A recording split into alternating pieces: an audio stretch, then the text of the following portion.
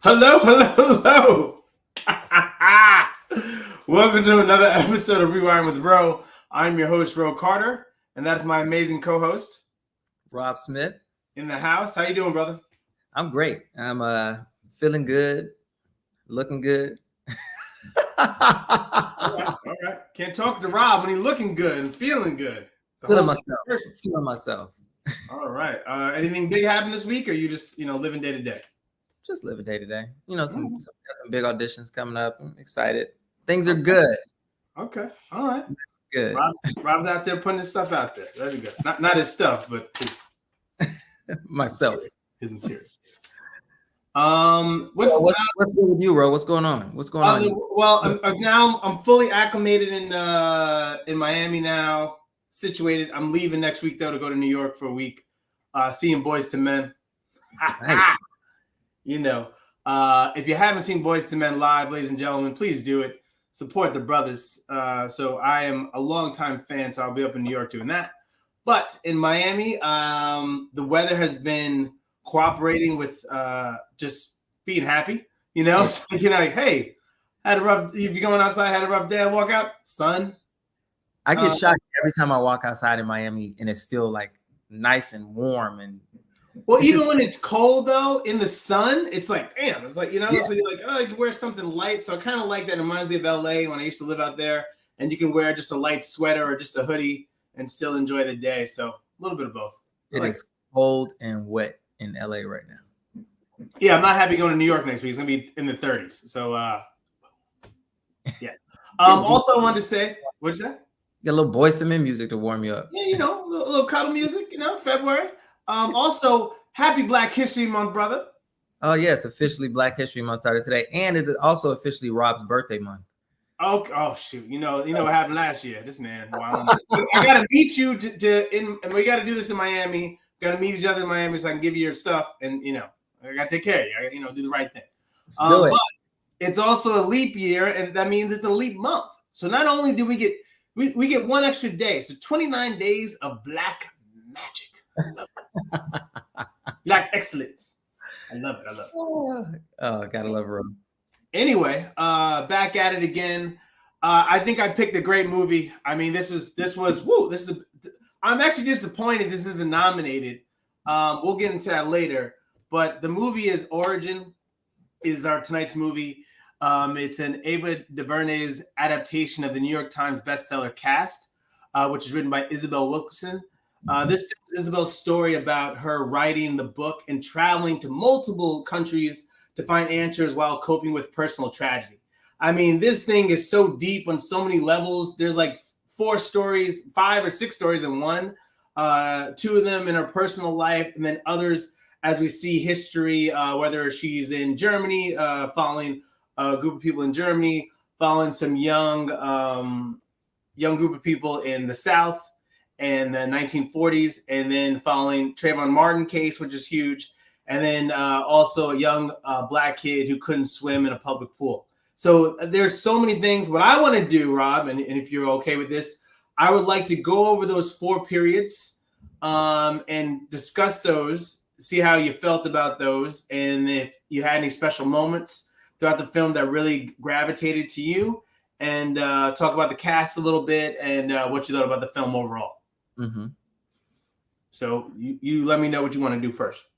I mean, that works for me, but I think in doing so, we have to make sure that we fully explain why the film was structured that way and what, I guess, the origin and I guess the concept of the book was, so that people understand why those 3 or 4 pieces of content were kind of broken up in the way that it was.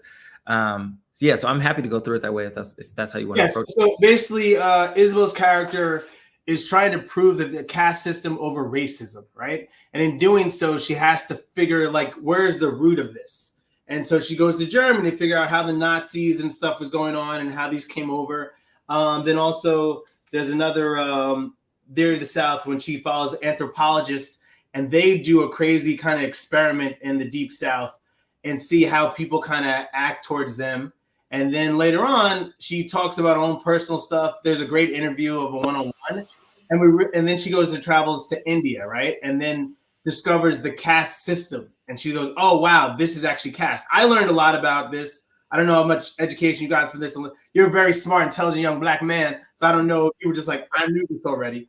But it made me contemplate whether or not, when I say racism, am I really coming? Is it a caste system, or is it racism in America, right? Mm-hmm. And I think that's the question that you're arguing throughout the whole movie, trying to figure out where am I, where do I fit in? And then there's all these personal situations as well. We're like, wow, like how did this make me feel uncomfortable? Is that racism to me, or am I part of the caste system? Does that make sense? Well, yeah, and I think that's an important key part of the storytelling that was coming. One, I thought it was brilliant how Ava DuVernay took, instead of just but in wanting to tell the story of the book that was written, she told it from the viewpoint of the author actually coming to the place of how she decided to write this book, which I thought was a brilliant way to approach being able to tell this story. And I have to say, the reason it's not nominated because it came out this year. I think it was at. I thought they said they just made the cut because when when they viewed it, it got it got crazy. 7 minutes, standing ovation, and I don't know. I saw it, just missed it. The official release date was like January 19th of 2024, so I don't think it would be counted for the award season for 2023. I know it premiered at in December though, right? Film festival in Venice in December. Yeah, so in September. But so I think its official release date is January of 2024. So hopefully it'll be up for awards this year, because in my opinion, I think this is one of the most important films that anyone is going to see this year, and it's only January/February. And I truly do believe that this is one of, if not the most important film that anybody can go see this year. So I'm just going to start off by saying I think everyone should go watch this movie, and you should pull everyone into the theater that you know to watch this movie, because it is that consequential and it's that beautiful. And like you said earlier, it really does make you think, and it makes us have a conversation with ourselves. And it's very relevant to where we are as a nation, as a country, as a collective people in the world right now. Because if we don't understand the foundation of the things that cause history to move in the way they have, then we're doomed for sure to repeat it, because we're on the helm of doing that right now in this country specifically. Because I think what is important about this film is it talks about, like you said, the caste system, which is completely is different from racism. I think racism can be a component of the caste system, but it's a structure, a hierarchy structure, right, where you create value in one group of people by devaluing another. That's probably the worst way to describe it, but at the same time, I think it was just so beautifully depicted in the way that the author of that book was able to weave a connection between like the Holocaust and slavery in America, and in the relationship of groups in India, and like really depict how that caste system works across race, across cultures. So it's beautiful, and I think everyone needs to watch it. And shout out to Donna, who just tuned in and said she loved the film, and it did open her eyes to caste versus race, and that same thing it did to me. What I would love to ask, and we'll go into a little bit deeper, is there's a moment in the film, and it's when Ajun Ellis Taylor, her character Isabel, is in Germany, right? And there's this. I've been to Germany a couple of times now, and I'm disappointed that I haven't done like the tour of Germany to go to Auschwitz and kind of see all the things that where history kind of took place. I'm usually going there for fun. But there's a scene, a plot where they actually burn the books, right? And then you can see through the grass, and 20,000 books were burnt. And so I thought about that. And, we argued, especially in America, we were moving all these statues, right? Because we felt, oh, this was a bad time and these are bad people, so we need to remove these statues. But then we forget though, right? And that's the biggest thing. I think we're erasing a part of history. I'm not saying it's right or wrong, but I think there's that argument there, right? It's like, okay, now if I don't see it, who's to say it even happened or I can remember that? I'm not saying whether it's good or bad, but I don't even have that conversation because I don't see it anymore, right? At least I can say, hey, oh, that's an awful man, and he was an awful man or because of this, right? Versus like, oh, I'm just walking through this park. I have no idea what this park even means anymore, or this statue or this building. You know, I don't know. It was kind of a gray area. What do you think about that, Rob? Yeah, I think two things, right? When the burning of the books conversation, which is, again, if you don't understand the foundation of how things happen throughout history, you are doomed to repeat them. And we are at a place right now where we are essentially, in a sense, burning books, because we're starting to ban books from school. We're starting to remove books from the shelves at libraries, remove books from stores, because we don't like the content. Or Black books and LGBTQ books. That's all. That's all. That's it. So keep all the old books, the Bible, everything. I'm keeping everything else. So I think we're moving in a direction that's very similar to that, where we're removing access to information, which is a scary thought. On the conversation of statues, however, I do believe that those statues and those monuments should not be erected and should not be there. And I think there was a very important conversation within that that section of the movie as well, where Aunjanue Ellis's character goes to she goes to Germany to meet with some friends, and they start having a conversation about, you can't even, display the swastika, or they don't have 3 years in prison.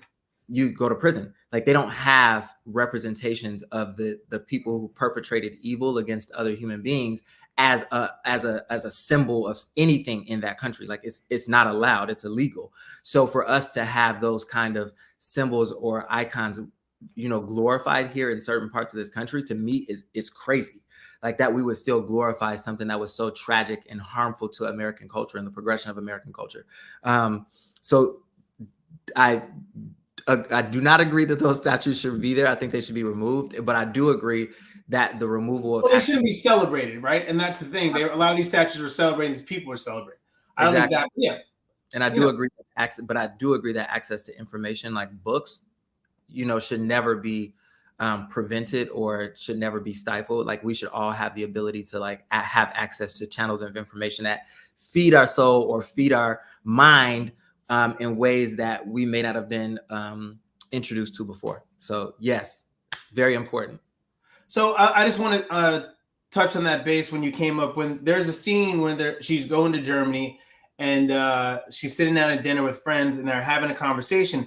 And I have a lot of Jewish friends. So this is I've been in this conversation before, and it's such an uncomfortable conversation. And it reminded me also of the Eddie Murphy movie that came out on Netflix, and You People. And basically, it's Eddie Murphy's character talking to Julia Louis-Dreyfus about she's being Jewish and he's Muslim black, and how, the comparison of what happened to the Jews versus what happened to slavery. And, they talk about it. It was like, it was systematic extermination, right? And that's versus slavery. Slavery was subjugation for capitalism. Jews were used for extermination out of need. And so that made me think on another level too. I was like, wow. I was like, but then Isabel's character, she says, you know what? We don't even have the amount of black people that have been killed. At least you guys have a number. We don't even have that number. So it was a very difficult conversation because there's so many layers: extermination versus being used as cattle, being used to make a profit off of, and also being killed, right? And your kids being taken from you and all that other stuff. So it's deeper levels. And I wish, shout out to Niecy Nash, who plays her cousin in the film. Yeah, matter of fact, I want to talk about this cast. This cast is amazing. It's probably like everybody knocked it out of the box. I don't want to talk about what happens to some of the characters, but shout out to Brett's character played by John Brenthal. He killed it for the short time we have him on the screen. His moment was so deep. I mean, listen, man, I teared up in this movie like 4 or 5 times. It was messed up. And I was the only person in the theater till this one dude came in and he sat right behind. I was like, bro, you gonna sit right behind me in the empty theater? And then I'm like, watch him over my back. Like, that's just weird, right? Because I'm in the center, right? I don't know. It's just in the theater. I don't know if you want to be alone. I picked my seat in advance and somebody was sitting in my seat, but I was like, I'm not going to fight, because there were only like 7 people in the movie theater, but I sat right in the seat in front of the seat that I was going to sit in. So I was like, you're not going to sit in my seat, because I picked the best seat in the theater in advance for a reason, because I wanted to be smack dab middle in the center of the screen. So I was like, shout out to those ladies who stole my seat. But yeah, The cast, it was phenomenal. John Bernthal, of course, is always amazing. Angelou Ellis, like you said, Niecy Nash. It was just impeccably done. And Dr. Blair Underwood still looking good, brother. 75 years old. Blair Underwood's 75 years old. Yes. Yeah. So again, the cast was amazing. The storyline is amazing. So I'm gonna go back to the beginning. So how this movie starts off, we see a young Trayvon Martin. We don't know it's Trayvon Martin right off the bat. We just see a kid going to get some Skittles and a drink. And for me, I didn't know, like, oh, where's this movie going? I knew one thing about it, but I didn't know it was going to go into this. And again, we're not going to do a lot of spoilers, but I just want to set the scene for how we get into this kind of role. And so what we get to hear later, Isabel is approached by Blair Underwood's character and says, hey, I want you to write something about this. I'm going to send you the video, the tape recordings of the call in to the police. And I never heard that tape before. Did you hear that tape before? Yes. You've heard? Yeah, I never heard the tape before. I just heard of what happened, but I didn't do a deep dive into it. And I apologize that I didn't do a deep dive. But you hear the story so many times and that was like the fifth, I think, young black kid that was killed that year. So I was like, here we go, another thing. I already knew that he was in the right? I didn't need to hear it because I already knew the kid had did nothing wrong. And Zimmerman was kind of looking for his own kind of, just want to be, I'm the man, in his town. And so it was just a weird kind of vibe. But to actually hear the videotape and him calling in and the cop saying, sir, don't do anything. And then he gets into this altercation with this young kid. And I'm like, damn. And the reason I'm bringing this up is there's a scene later when they're with Isabel and Brett are with her mother, and they've put her into a home now.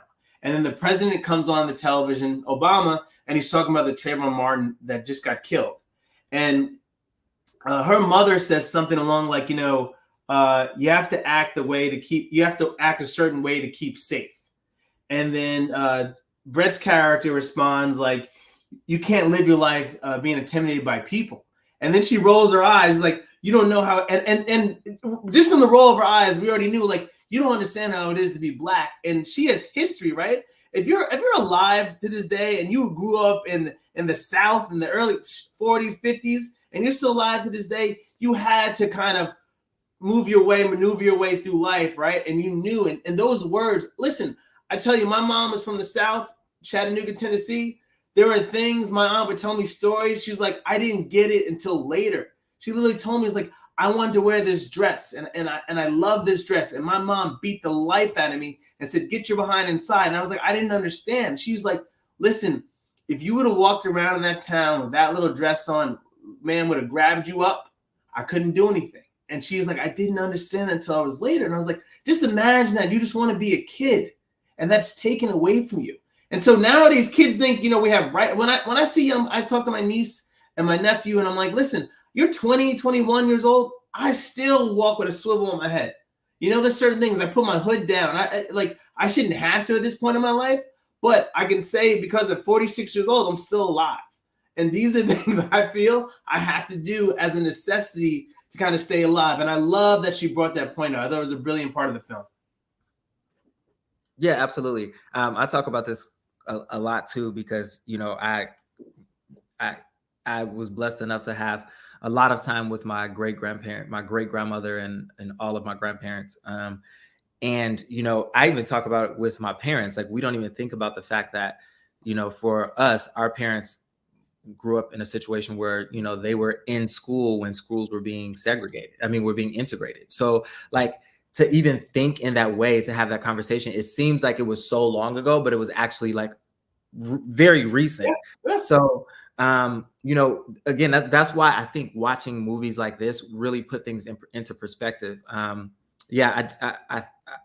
don't know. I'm just absolutely overjoyed by this movie. So I'm like at a loss for words because it's so good. And I have to say, I am so upset that there were only 7 people in that movie theater. Like, I felt like, bro, it was an 8 o'clock film. 8 o'clock film. I'm like, come on, people.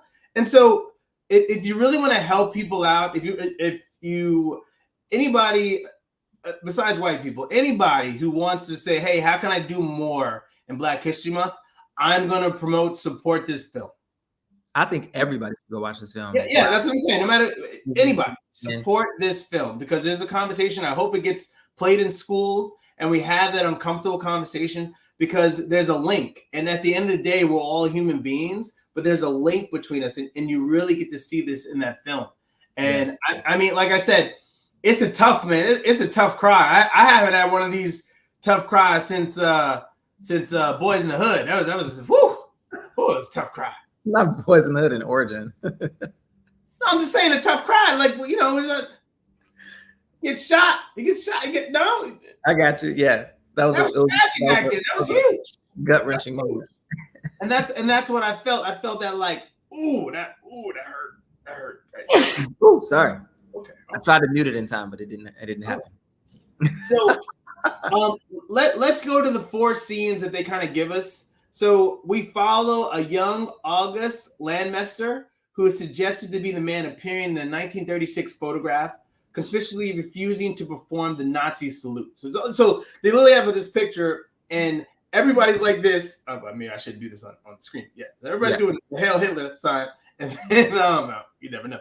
And then he's the only person that's not doing that, and you wonder why. Come to find out later that he has a relationship with Imna Eckler, who is a Jewish woman, and you kind of see their relationship unfold. And I kind of love, there's a love story there. And so because of love, we see the humanity in other people, right? And he's just like, listen, she's no different than me. But then you have this uncomfortable conversation about the Nazis and the Jews and what they're doing and what they're going to become. So we got to eradicate them now. And that was a deep, deep moment to see. And that brought chills in my spine and my body. I was like, whoo, I was like, this is tough. This is tough. So we deal with that conversation. What do you think about that kind of opening scene and going into that moment in history? Yeah, I thought it was a great way to really start the conversation of the connection between the approach of the destroying the Jewish population and how it was done in a way with information from how America had been systemically oppressing Black people, and they just kind of mirrored that concept and like took pointers from that concept. So I thought it was a great introduction into connecting how the caste system works across cultures. Like it's not just specific to race, but it can work in a circumstance where you have white people also doing that to other white people, where they're creating a structure of hierarchy and how they did it. So it was interesting to watch that connection being made, and for Ava DuVernay to have done it in a way that was so artful, so that you were impacted by the moment and you were pulled into the moment, even though it was so dark and such a hard topic to broach. But it was done in a way that was so intriguing and informational at the same time. So again, kudos to Ava DuVernay. I don't know. Yeah, because you go in there thinking like it's a Black film, and I'm going to see Black history, but you're seeing all of history, right? And how it plays a part in where we are today. And I was like, oh wow, I love how we're connecting all the dots together, you know? So it was brilliantly done to add on that again. And then we move also to the Deep South. And this is, we talk about the book, The Deep South. There's so many books I got to get down. Absolutely. I'm gonna be reading all next month about. I might not even like life anymore after I read these books. That's the only thing about this. Just like, But anyway, it's cooperative effort of a team of social anthropologists who documented the economic, racial, and cultural character of the Jim Crow South through a study of a representative rural Mississippi community. We see 2 of the young, very light-skinned brothers and sisters that are actually in Berlin, just at the time, sort of the Nazi movement. And then they're being overheard in the library, where the lady looks at them like, "Why are you here? Let me see your papers." And they're like, "Brother, I speak the language and I got my papers. Chill, homie." And then someone comes up to him later and says, "Hey, come with me. I want to show you something." Which I'm telling you right off the bat, I ain't going with him. I don't care. That was just weird. But he wanted to show you, hey, you're not safe here. And then they get to see the burning of the books. And that, I can't even imagine seeing that. And because they were so light, they actually blended in a little bit. So no one was questioning them. But I don't think our complexion, I'll speak mine. I'm a little darker than you. but I don't think I'd be able to stand in there and watch that without someone like, why are you here? You know, and questioning me. So that was a deep moment. So then they decide, hey, let's make an experiment. And then for me, that reminded me of The Color Purple. And I was like, man, I don't want to be down here in the South. And I was like, please, I'm like Googling at the same time as I'm watching the film. I hope these people don't get caught up, you know, trying to do this experiment. Because is it worth your life trying to prove the connection of certain things? And I'm glad they did, right? Because we can learn from that. But but bro, back then, come on. Yeah, I think so. But I think that's the only way to actually make effective change, right? Is if someone or some persons, you know, if some people are brave enough to actually do the work. And the fact that they were actually brave enough to do the work speaks volumes. And I think it had to be done. And why don't we know about this? Exactly. Like, there's so many other movies in this movie, right? I'm like, this should be a movie. This should be a movie. This should be a movie. Like, there's so many things, or at least a doc. Like, give me something. Like, it's just when Hollywood just pushes out the same crap over and over again, and like you have these stories just sitting there because no one wants to do the time or make people feel uncomfortable. When you see what she had to go through to get this film, she wanted to put on Netflix. They were like, we want to change a couple things. She's like, no, I want it as is. And she had to get the money for it, $38 million, you know? So it's crazy, but I love that she had to do everything she could to get this film out, and it's great in its entirety. And it makes you feel uncomfortable. It makes you have those conversations. And I love that about this film. Anything else you want to add to that before I move on to the next scene? I thought, again, it was a very intelligent way to craft the connection between the caste system, to show, again, in Germany, that it was, you know, white culture suppressing another white culture at the time. And then you move to America, which was another really interesting piece of information to receive in this movie, that they had, again, modeled the whole concept after the systemic suppression of Black people in America. And they were like, hey, this is how they're doing it over there. And these are some things we can do.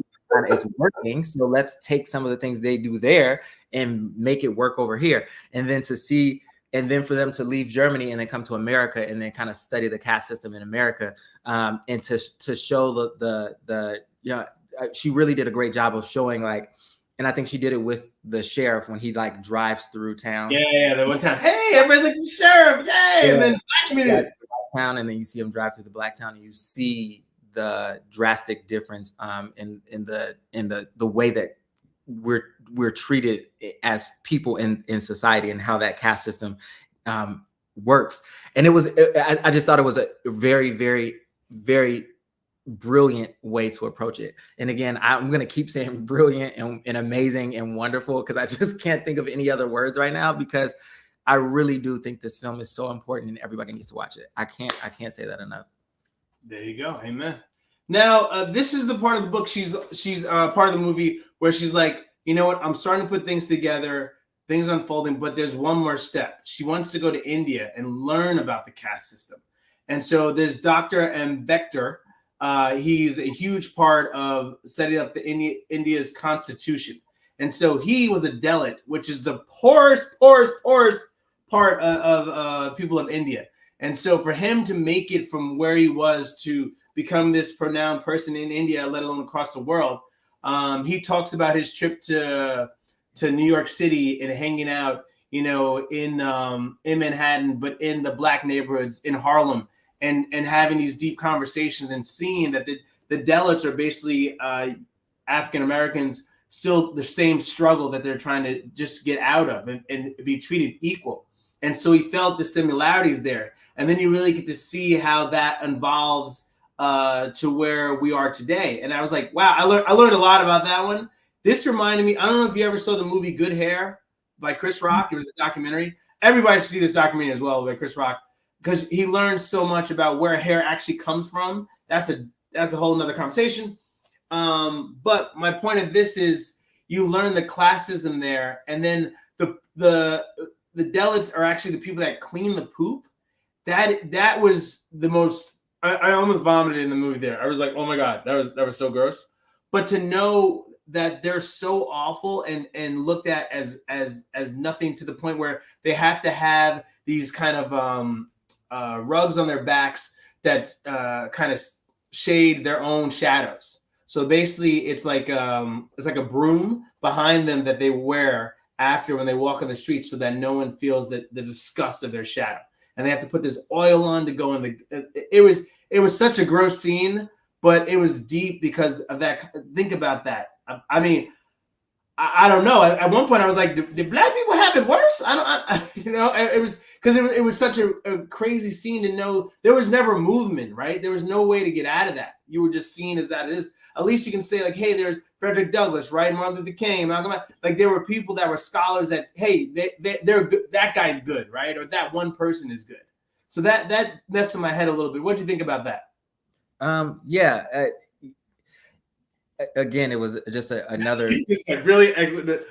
No, another great segue into exploring the idea of caste versus racism, because again, in India, where you're not having a circumstance where it's like black against white, but it's actually like, other people of Indian descent who are now being told that they are at the bottom of the totem pole and being forced into a role that's seemingly unnecessary, where you, like you said, have to oil up your body and lower yourself into feces to clean it. Like it's an unnecessary role, but it continues on. Like they continue to make these people feel as if they are at the bottom of the totem pole, like they are the least valued, they are the least important in the community. Like and to do things like strap the broom on their back and sweep their shadow away so people don't have to come across it. Like the thing, like just to continue to degrade them and to continue to make them feel as if they're less than. And then I beyond that, it was also great how they explored the conversation of, ultimately how the system works and how you find different ways to break down a community of people. And one of them being like, the degradation of the culture. And then the other, like making sure that there's no mixing of blood between the cultures that is supposed to be the hierarchy and those who are beneath them. And that was across the board. Yeah, exactly. So it was, again, masterfully done.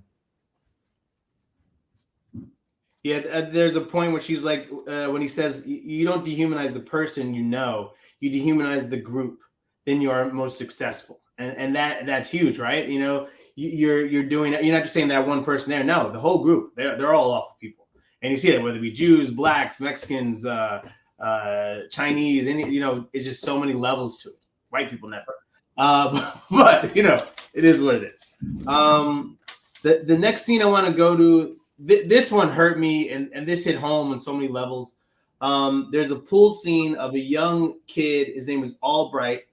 He's an 11-year-old. He just won the championship with his team, and he's the only black kid on the team.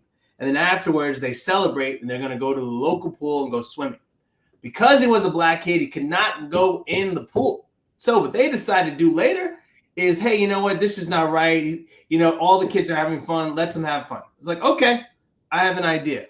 Everybody get out of the pool, and we'll let him go in the pool. No. We're going to let him on a raft. He can't touch the water, and we're going to just guide him around the pool. I was like, what was the point of that? What is the point of that?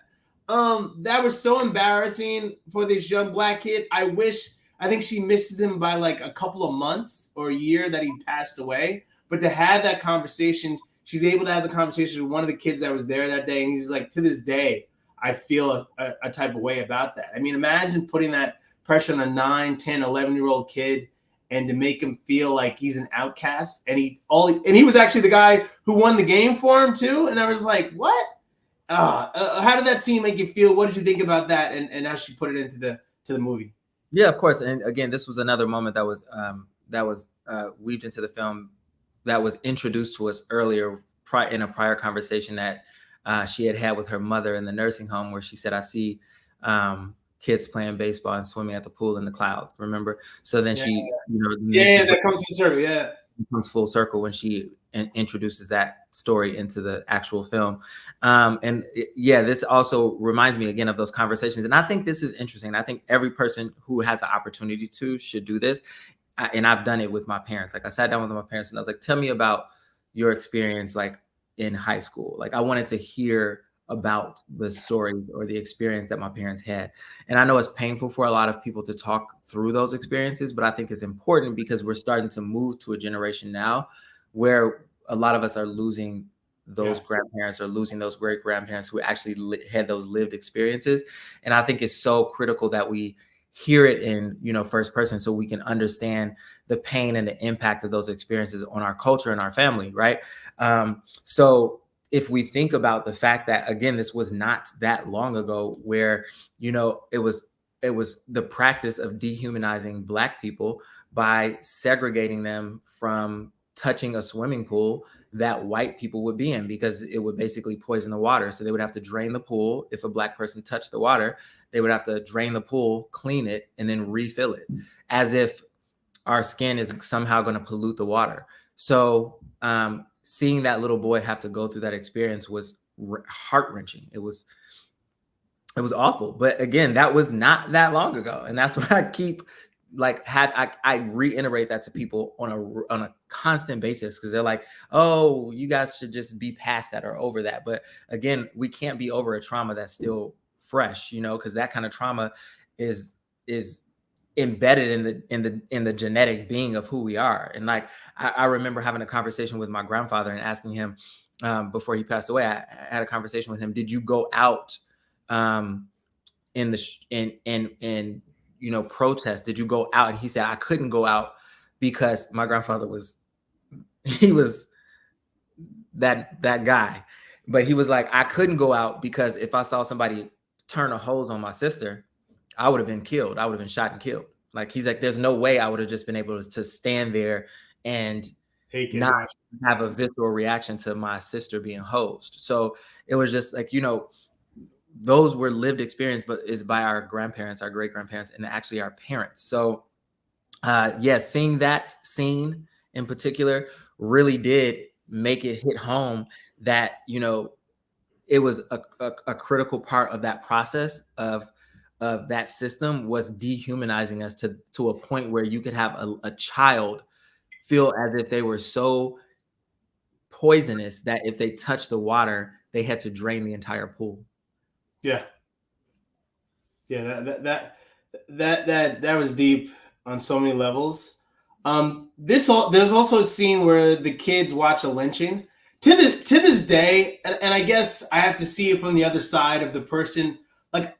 Why haven't we had an interview yet with the young white kids who are now adults now who would witness lynchings on the weekends, right? There was normal, and I'm saying it wasn't their fault, right?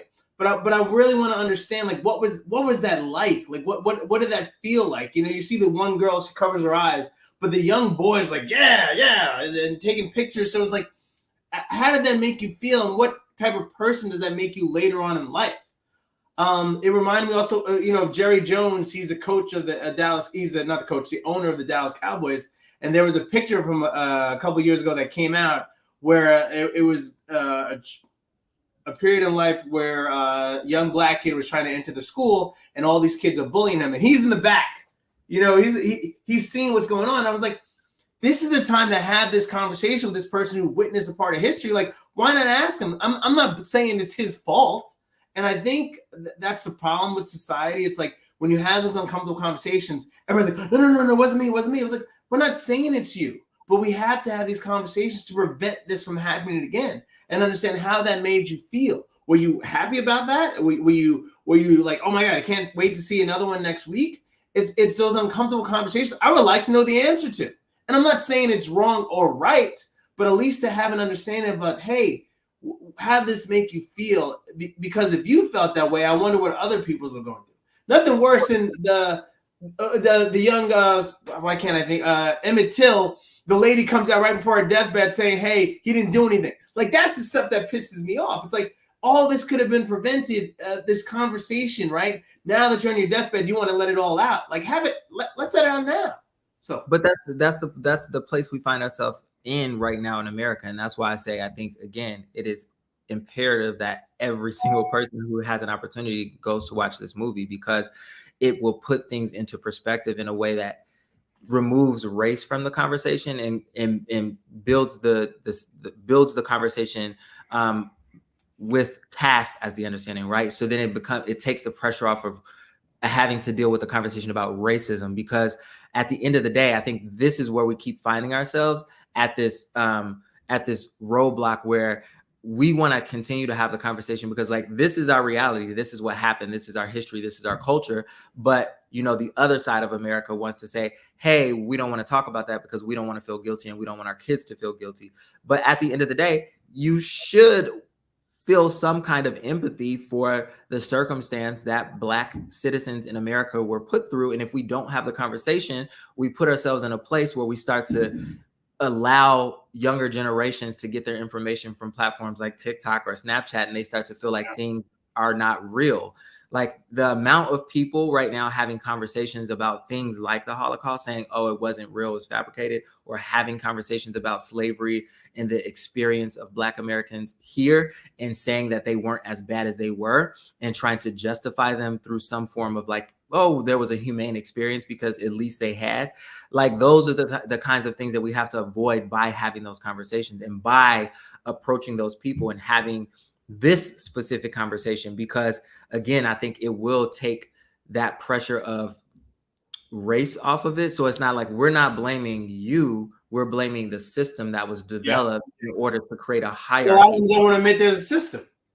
So but again, they don't, because when you have a conversation about the system, the conversation is, quite frankly, is always white people did this to Black people, which is what happened. But I think the greater conversation of this film is it didn't just happen in America. It's still happening across other places in the world under this system of caste. And that is the greater conversation. And I think watching this film can put that into perspective for people. And I think we should be having this conversation. And that's why I'm like, Ava DuVernay did it again. She never fails. Yeah. And I wanted to add on something you said earlier. The reason why a lot of this, like I have friends, I have German friends, I have friends that used to live in Germany, came back. And so when I've gone there or they come to visit New York or, I'm hanging out, and he's like, yo, Ro, it's like, we don't play around about this. And they handled it right off the bat. And so what we did, and there's this white writer, I forget his name, but he was having a talk and he's like, you know what America didn't do? You know what we did? We removed the signs out of the windows that said, hey, Blacks can't eat anymore, but we never had the conversation, right? Mm-hmm. And so that's the problem. We never had the conversation. Whereas in Germany, they had a big conversation about this. This is never going to happen again. So we missed. I don't even know, when he said that, my brain just exploded. I was like, I don't even know if we can get that back, right? It's like, how do you have that? Because it's such an uncomfortable conversation, right? We missed the opportunity to have that conversation, to say, hey, it's not your fault, but this needs to be fixed. And how can we fix it to make it better so that this doesn't happen again? And we didn't do that. All we did was say, hey, let's remove the signs. And then we're going to have a secret kind of language and kind of secret behind the scenes that we can still move, and our hoods will be our disguise. It's like, it's frustrating on so many levels. Hopefully, like I said, history doesn't repeat itself and we can prevent this. We already, again, and that's the sad part, is it already is. It's like, it's the wheels are in motion. We're banning books. We're deleting the truth of what happened, what the African-American experience was in America. We're deleting it out of history books. We're softening the story so that kids don't feel guilty. I don't know why I did air quotes. So them. We're softening the story so kids don't feel guilty. We're doing everything in our power to delete the reality of what occurred, which is in turn going to make history repeat itself, because we're not learning from the mistake of what America did. There are people trying to delete the reality of what America did, as opposed to having it there so that it's a shining example of what never to do again. That's scary. Yeah, it's really scary. I mean, it takes films like this and uncomfortable conversations to keep having. And honestly, that table scene was such a great scene. I wish that she was able to talk to her after she talked to Niecy Nash's character, like, hey, I should have said this. But I wish she was able to have her rebuttals at the table, because that's a deeper conversation that a lot of people are having, right? And then that back and forth, like, oh, okay, now we're having a conversation. And again, people feel uncomfortable. I mean, but I think you have to do it in a respectful manner. I think that's the hardest thing to do, to be mindful. and sometimes, listen, I have white people ask me some crazy stuff sometimes, and I don't take it, and because they feel, listen, there's nothing better, especially when all that stuff is happening, with Black Lives Matter movement. And I had a lot of people that reached out to me and said, hey, I don't know how to talk to my child about this. What I was like, I don't know how to talk to your child about this either. But I was like, let me do my research on, because again, I think if someone reached out to you, you have an opportunity to educate them. And so what I did, I was like, you know what am I doing here? But I was like, oh, you know what I can do? And I gave them some books to look up. And one person I bought a book for, I was like, hey, read this book. And they were like so grateful. And that was, I could have gone the other way and be like, listen, I don't owe you anything to do this. You should be doing this for your kid. But I was like, oh man, I have an opportunity to prevent another one of these coming, right? So I think that's on both ends. We always say, like, why do we have to always be the guiding light for certain people, right? It's like, because they don't have a light at all, right? And just, I'm not saying you got to give them everything, but at least direct them in the right way. Then it's up to them to really do the research and learn for themselves if they really want to do that. That's all. All right. Thanks, Rob. Thank you so much. No, I'm like, you feel it. All right. Yes. So, and I'm glad we only chose to do this film this week, because I think this film is it needed the time. Yeah. So, anything else you want to add to the film? Any other moments that really stood out to you that were like, oh my God, this was an important conversation, or just something that stood out to you? I think it was flawless in totality. It was perfection. And I cannot wait to hear the response of more people who have the opportunity to see the movie, because I really think it will move people in a way that they don't expect to be moved. I had one friend who I said, you have to go see Origin. You have to go see it. And his response was, oh, I was nervous because I thought it was going to be a slave movie. And he said, I just didn't want to be put into that situation again. I said, well, it is definitely not a slave movie. It is definitely much broader than that. It does touch on the experience of Africans and African Americans in that way. I love it. It didn't go into slavery. Like, oh, well, you know what? They show the middle path. Got the boats. That's the thing. I got to see this movie like 3 times. There's so many things and layers. Oh man, the boat scene that messed me up. That was the middle passage scene. It was very, very hard. But again, like, I think the way that Ava DuVernay was masterful in really touching on all of those hard to talk about, hard to watch moments, but weaving them together in a way that was so beautifully crafted and moved the story in a way where everything was intertwined. So you really understood the idea of caste and how it worked based on how she pulled the story together and how she wove the story together. And I cannot give this movie more kudos than, I don't know how to give it more kudos than I can. Like, I want to. It's just so flawlessly done, and it's so perfect, and it is a must-see movie. Yeah, and shout out to Isabel, the real life Isabel Wilkerson, because for her, this just proves again how strong Black women are. For the losses she had and the tragedy she had in her life, that everyone, I was like, come on, man, you can't keep, you can, right? I was like, come on. But she still powered through to finish this book and give us this, and had this uncomfortable conversation. And you felt everything. And I love that the way this movie was shot, we learned at the same time, right? I can actually see Anjanou Ellis, her character was actually learning it, right? That wasn't acting at one point. I feel like, oh shit, I'm learning something here as well. And I love that moment. If it is acting, God bless her, because that was brilliant. It's like she was really like not only taking notes, but like listen. You know when someone's like really listening and like, wow, I never knew that, and this is blowing my mind. There's one other scene I want to add before we go. Audra McDonald, shout out to her, still killing in the game. I felt like this was a true story, like her true story. That's how good. I don't know if she was just telling something, like she ad-libbed and this is something that happened to her, or if this actually was acting. That's how good the acting is in this movie. But she talks about it when she was 10 years old, and her name was Miss, sorry, I have it somewhere. Miss. Miss. No, but her first name was Miss, but Harass or whatever, or Harris or something like that.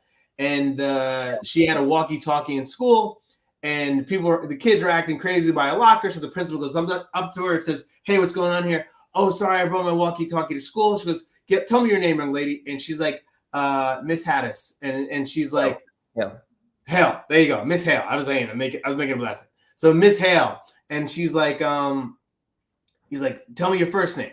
She's like, "Miss." She's like, "Listen, tell me your first name." Keeps on berating her. And then she's like, they had to take her to another group of people to find out her real name was Miss. And she was like, "Oh." And she's like, "Well, you must be new here." And she's like, "Well, why do you say that?" She's like, "Well, because most of you don't look me in the eye." And I was like, "Ooh," or you know better to look me in the eye, you know? Yeah. And so that one kind of shook. Imagine being 10 years old and being put in your place by an adult. And it's an educator, right? It's someone that should be looking out for you and makes you feel like the littlest person on earth. I mean, I can't even imagine. And I think about that when I go back to school. I went to Catholic school for a while, and there were things and conversations that were weird, but I never felt that level. But still, I wish I knew better to ask or question certain things, right? Because you were still put in a place. I think in certain schools, you were still like, "Hey, yeah, you can't speak up on that." I'm like, "Why can't I?" "Because you're a kid." But no, you're a different kid. And you kind of felt in the room. I look back at it now and I see those things in my head. I'm like, "Oh, that was why they spoke to me that way." Like, I didn't think about it until later, till I got older and understood. Like, I think, as an educator, as a person in a higher level, that they're going to treat us all equal. And you're like, you forget that. And I love that moment. Was like, oh man, that was another teachable moment in the film. What do you think about that scene? It was flawlessly executed. Again, like you said, her performance was stunning, and that was one of those moments in the storytelling that I was like emotionally moved, like you said, like Boys in the Hood.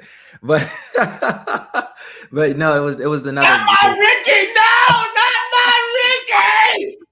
But it was another one of those really like dropped in true moments, and that's what I was saying. It's those lived experiences that Black people in America have had and have not had the opportunity to speak about, that they just live with and just keep internalized.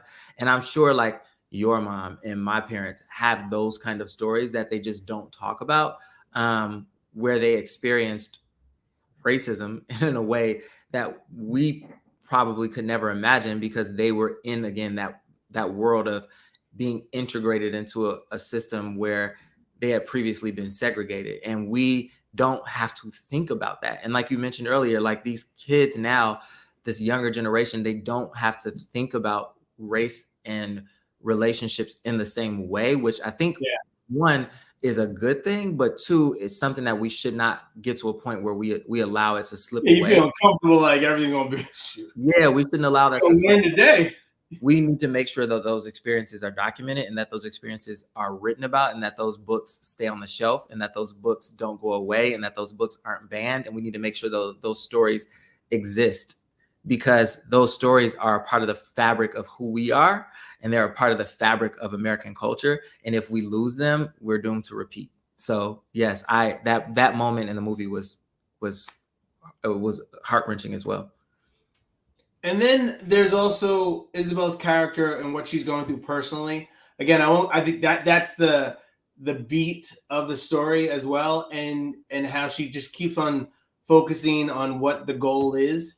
And those losses, when you see them, the only knock I'll have, and then it makes sense later to me, but I didn't like the cinematography. They used different, like an old school lens, for certain scenes, but then when she was with her loved ones, the leaf scene, like that was like a brand new camp. So there was certain views I was like, oh, when she was in India, like they did an old school shot. I was like, I don't know if that was just the budget or that was I think we run out of money by then because we're in India now. I think it was a creative choice. I think it was like, but no, it's the only knock I would give. If I want to know, did we run out of money or was that part of the film? Was that?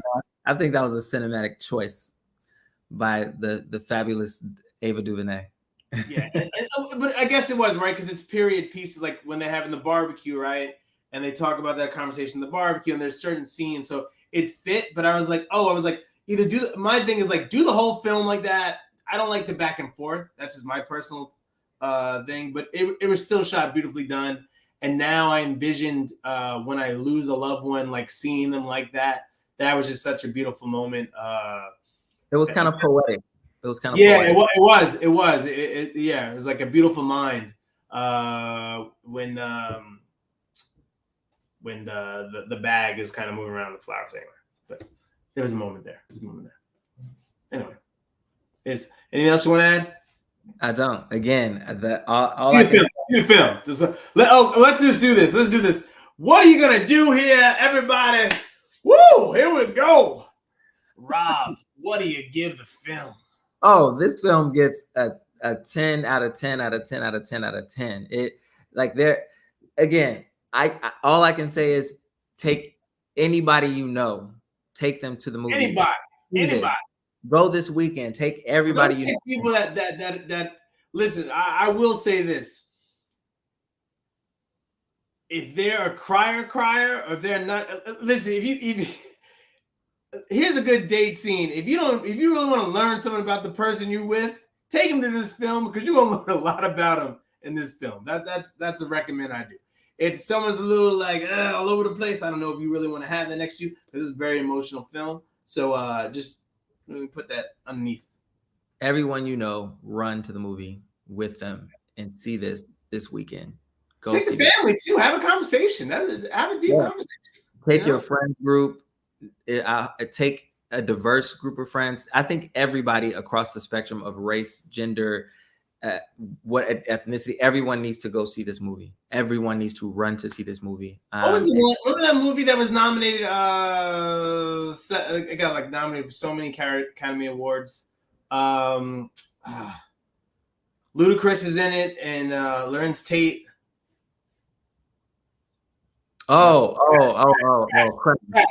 Crash. Yeah. It's better than Crash, but my point is, it's one of those that was like a movie, like oh my god, it was like a period piece, like you had that uncomfortable conversations or what people go through, and this is that movie on steroids. So it's so beautifully done, and there's something for everybody, right? There's no like everybody's gonna feel uncomfortable at one point, you know. It doesn't leave anybody out, but also you're having that conversation in your mind and on the screen. So I love that. And then the only thing I miss is that I wish you would have told me you were going to see it here. I would have saw it with you, buddy. I know. I thought about it afterwards. I was like, oh, wait a minute. Like, I saw it yesterday. I'm like, mother, here. I completely forgot. I'm so sorry. I was like, and that's the thing, like I saw it by myself, so like you couldn't really have a conversation. I'm talking to my girlfriend later. She's like, how's the movie? I was like, man, this movie was crazy. I was like, it's like I want to see it again. That's the only thing. There's so many scenes, there's so many quotes that I wish I'm like trying to type. I don't know how you watch the film, but I'm like I keep my phone on, so I love there's not a lot of people there, and I'm like typing in my notes so things I don't forget. But I remember I was like, there's so many things at one point. I was like, damn. There's so many quotes. So I can't wait for this film to come out, whether they put it on Netflix or whatever streaming service afterwards. But again, I'm gonna give them my money again. I'm gonna give it again and again. Because it's a great film. All right. That's it. There you go. Recommended. Rob recommends it. The world recommends it. Let's go. Black History Month. 1 for 1. Yeah. Take everyone you know to go see it. There you go. Thank you guys for tuning in. This is Rewind with Ro.